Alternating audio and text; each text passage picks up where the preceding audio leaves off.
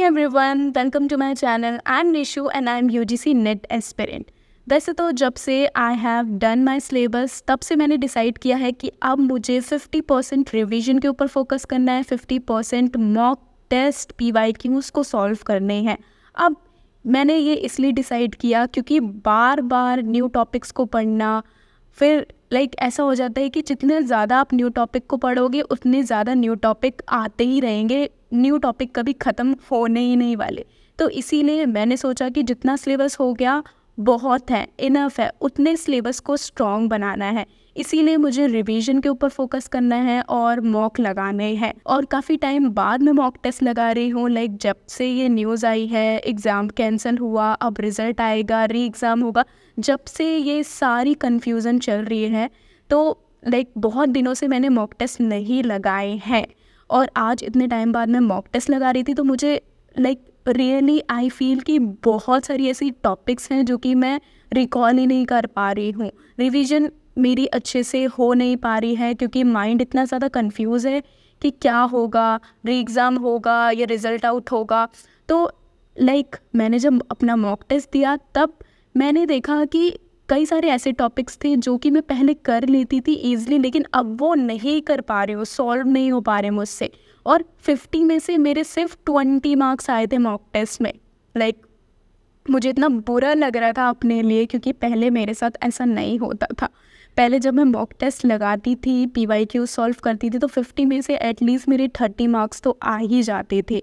लेकिन जब मैंने आज मॉक टेस्ट लगाया, अपना पहला पेपर सॉल्व किया, तब मैंने देखा कि 10 क्वेश्चंस ऐसे थे जिनको मैं अटेम्प्ट ही नहीं किया because of lack of time, और 40 क्वेश्चंस मैंने अटेम्प्ट किए जिसमें से मेरे 20 क्वेश्चन सही हो रहे थे। एंड फिर मैंने सोचा कि चलो ठीक है, अब डिप्रेस होकर तो कुछ नहीं हो सकता। देन मैंने सोचा कि अब मैं रिवीजन करूँगी, रिवीजन कर कर ही मैं अब मॉक टेस्ट दोबारा से दूँगी। देन मैंने फटाफट से बुक उठाई और मैं रिवीजन करना स्टार्ट हो गई। रिवीजन के लिए मैंने ऑलरेडी, मेरे पास कुछ नोट्स हैं जो कि मैंने पहले बना रखे थे, और कुछ नोट्स मुझे मिल गए थे इस बुक के अंदर से, ओसवाल की बुक के अंदर से मुझे न्यू नोट्स मिल गए थे। कई सारे ऐसे माइंड मैप्स मिल गए थे जिससे काफ़ी ज़्यादा हेल्प हो रही थी मेरी।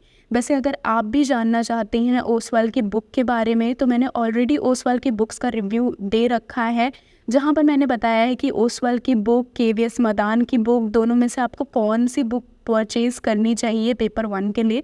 तो लिंक डिस्क्रिप्शन में है, आप वहाँ से जाकर इस वीडियो को देख सकते हैं। इसके साथ ही मॉक टेस्ट के लिए भी मैं ओसवाल की बुक को ही रेफ़र कर रही हूँ, जिसके अंदर मिल जाते हैं 2 previous year solve PYQ and 15 mock test papers with answer explanation.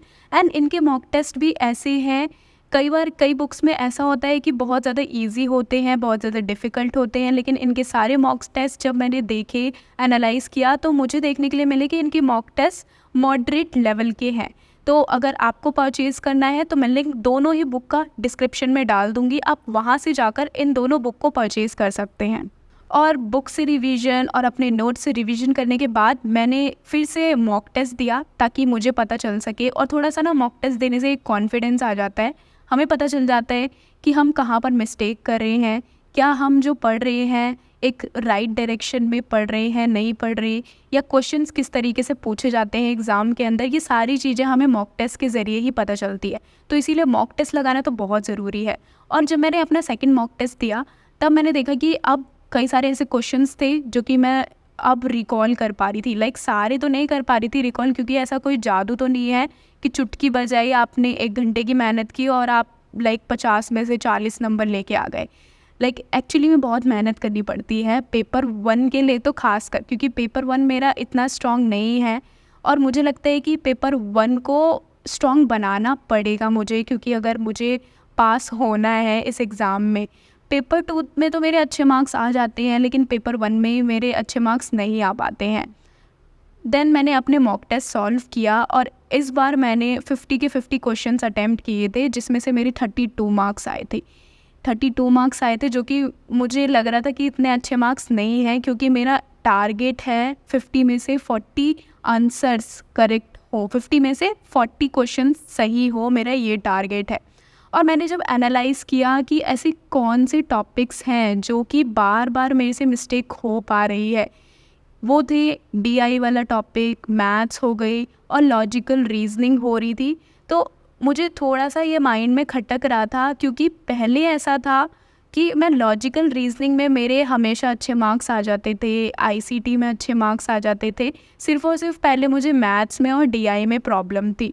लेकिन अब काफ़ी टाइम से मैंने रिवीजन नहीं की है, काफ़ी टाइम से मैंने प्रैक्टिस नहीं की है, तो इस वजह से मेरा लॉजिकल रीजनिंग भी नहीं हो पा रही थी, आईसीटी वाले पोर्शंस भी नहीं हो पा रहे थे।